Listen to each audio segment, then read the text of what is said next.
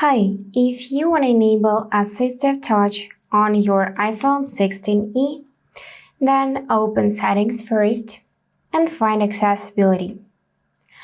After that, you will need to scroll a bit down to find this section Touch. And now you'll see Assistive Touch. So if you want to enable it, tap on the switcher. And now you'll see that this floating button appears on your display. You can tap it and choose what you want to do. For example, go to Home page or open Control Center. Here you can also tap on the device and rotate screen. Tap your action button. You can volume down or volume up, lock screen, tap more, and take screenshot, and so on.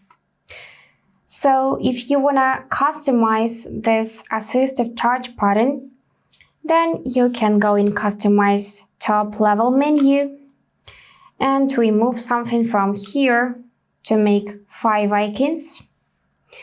Or you can tap on plus and add something from this list.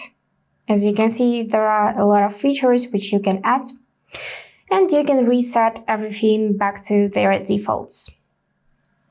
Then you can also customize actions. So single tap now opening this menu, double tap and long press are set to none, so let's fix this. For double tap, let's choose to open camera. And for long press, we can select, for example, take screenshot. Let's double tap this button. And yep, camera opens. We can also long press it.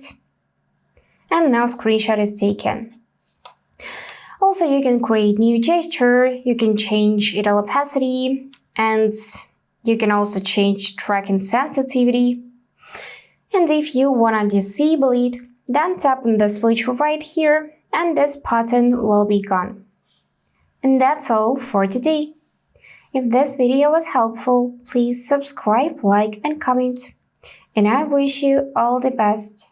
Bye bye.